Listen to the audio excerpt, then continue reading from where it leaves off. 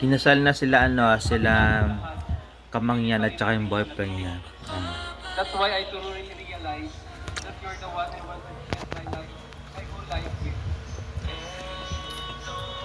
Kano nagastos? 175 million?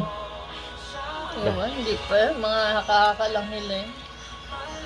Putang, yung kakasal lang ang laki-laki ng budget. Pwede may kasal ng simple lang. 175 billion, di sana pinabigay na lang yung ibang pera sa mga homeless o may hirap.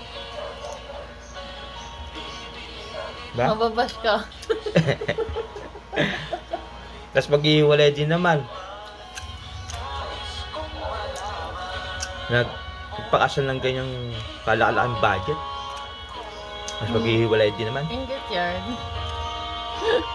Dapat kapag kinakasal ang ang gaganda ng mga sinasabi nila.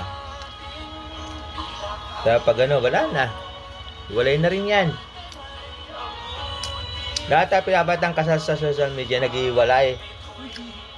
Dahil hindi naman lahat. Hindi naman lahat. Susunod na yan. Pagayan-ganyan pa kayo. Ingit ka lang.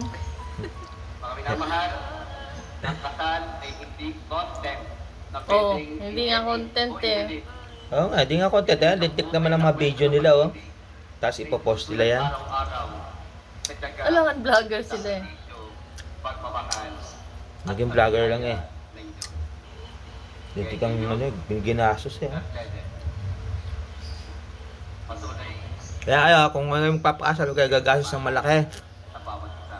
Simpleng gastos lang, hindi 175 million gagastosin ninyo.